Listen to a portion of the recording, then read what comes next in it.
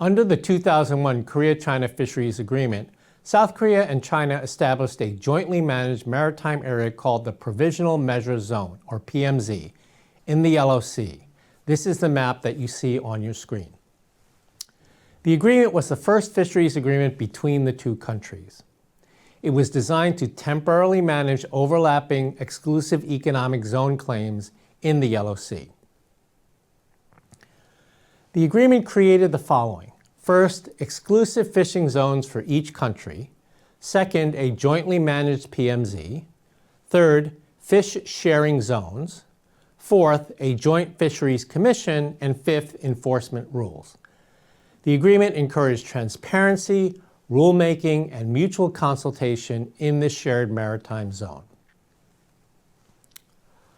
Despite this agreement, since 2018, China has unilaterally deployed 13 buoys in and around the PMZ in the Yellow Sea, and you can see this in the map behind me. Furthermore, China has also constructed two aquacultural cages, the Shen Lan 1 and Shen Lan 2. These are ostensibly to breed fish. There is also an integrated management platform called the Atlantic Amsterdam within the PMZ. All of this was done without prior consultation with South Korea.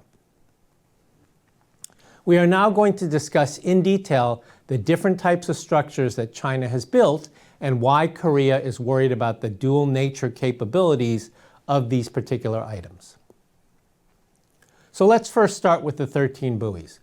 According to the South Korean Navy, it first identified several Chinese maritime observation buoys in February 2018, with additional units detected intermittently through May 2023. Photographs released by the Navy in June 2025 provided the first public visual confirmation of these buoys. The buoys are considerably different in shape, size, and structural design, and we made a graphic based on that information, which you can see here on the screen. Beijing has denied that these buoys serve a political or strategic purpose. Beijing claims they are for maritime meteorological observation only. However, South Korea has expressed serious concern about the potential dual use or military purposes of these buoys. Most of the buoys appear consistent with a standardized Chinese type of 10-meter ocean environmental monitoring buoy exhibiting a lighthouse design with a circular floating base, a central vertical tower, and an upper platform. The tower structure allows for mounting sensors and communication equipment. Although the physical characteristics visible in the photographs are consistent with China's stated explanation, photographs alone cannot confirm the full range of these functions. Notably, one buoy, number 12 right here, features multiple solar panels around the tower. The use of solar arrays indicates that the buoys are intended for long-duration autonomous operations that require sustained power generation. This indicates that the buoy contains instruments that require consistent energy input, such as environmental sensors, AIS receivers, or communication modules. The designs of the buoys do not reveal any overt military systems, but they also do not preclude the possibility of dual-use capabilities.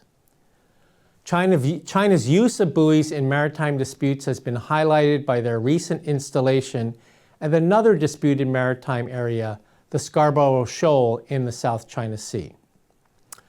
Two newly installed Chinese buoys there have raised alarms in the Philippines over the possibility that China is increasing efforts to assert control through construction of permanent facilities. Furthermore, their placement in and around the PMZ is a concern for Korea. You can see buoy number 2 was placed within the PMZ, while the rest of the buoys were deployed just outside of the PMZ and on China's side of the theoretical median line. This is the 124th median east you see on the map here is drawn between China and Korea's overlapping EEZ claims. This is typical of China's gray zone tactics, increasing presence in disputed waters while avoiding direct provocation. Ultimately, what does China gain from deploying these buoys in the Yellow Sea? First, it increases China's monitoring and censoring capabilities in an important maritime area. Second, it asserts China's control over a disputed portion of the PMZ. And third, it tests South Korea's reactions to China's deployments. Now, let's turn to 3 additional permanent structures that China has built within the PMZ. These are the 2 aquacultural cages, the Shen Lan 1 and the Shen Lan 2, installed in 2018 and 2024 respectively. And then here is the Atlantic Amsterdam, the central integrated management platform which arrived in late 2022 to operate these cages.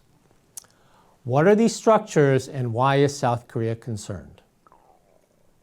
The Shen Lan 1 and Shen Lan 2 are large aquacultural cages used to breed Atlantic salmon. The Shen Lan 1 measures 60 meters in diameter and 30 meters in height. It weighs approximately 1,400 tons with the capacity of 40 standard swimming pools. It has a designed annual fish production of 1,500 tons, and the cage was deployed in the PMZ in July 2018. The Shen Lan 2 is even bigger, measuring 71 meters in height and 70 meters in diameter. It reportedly has the capacity to breed as many as 1 million salmon. It was deployed in the PMZ in May 2024 and is located about 1.3 nautical miles from the Shen Lan 1. The Atlantic Amsterdam was originally constructed as an offshore oil drilling rig, but China converted it into a multi-purpose platform measuring approximately 86 meters wide and 75 meters long. It is located roughly 1 nautical mile from the Shen Lan 1 and is positioned to support the operation of the 2 aquacultural cages. It contains 6 observational floors that serve both as crew accommodations, a marine science laboratory, a scientific research center, and a production management control center. A Chinese newspaper in 2023 described the Atlantic Amsterdam to be, quote, the equivalent to building a new island next to the cage. The overriding concern is that these platforms may be for dual-use purposes given China's track record in the South China Sea, where originally weather stations were later developed into major military outposts. What is also clear is that China's placement of these 3 structures is a violation of the PMZ agreement between China and Korea, which prohibits unilateral construction or installation. South Korean requests for China to relocate the structures outside of the PMZ have not only been repeatedly rejected, but the Chinese government has also unilaterally declared no-sail zones within the PMZ, including this past May, to conduct exercises of the Fujian aircraft carrier. Another thing is also clear. China doesn't want South Korea to observe what they are doing in the PMZ. Efforts by South Korean vessels to monitor Chinese activities have been regularly intercepted by Chinese Coast Guard 27 times out of 135 attempts since 2020. This includes multiple instances of standoffs between South Korean research vessels and the Chinese Coast Guard even this year. China's harassment of South Korean vessels resembles creeping sovereignty gray zone tactics in the Yellow Sea that Beijing has employed in the militarization of the South and East China Seas. So what should the United States and South Korea do in response to China's actions? Well, first, the United States should flag this activity as another example of China's gray zone tactics targeting Indo-Pacific partners. Second, the United States and Korea should consider releasing the coordinates of the Chinese structures in the Yellow Sea for public use and for analysis. And third, the United States should support any South Korean claims of unilateral violations of the PMZ agreement by China. In sum, what the new national security strategy mandates for the South China Sea is equally applicable to the U.S. and South Korean efforts to maintain freedom of navigation in the Yellow Sea. I quote, "Strong measures must be developed along with the deterrence necessary to keep those lanes open, free of tolls, and not subject to arbitrary closure by one country." For more on what China is doing and building in the Yellow Sea, please follow our work on our website, Beyond Parallel.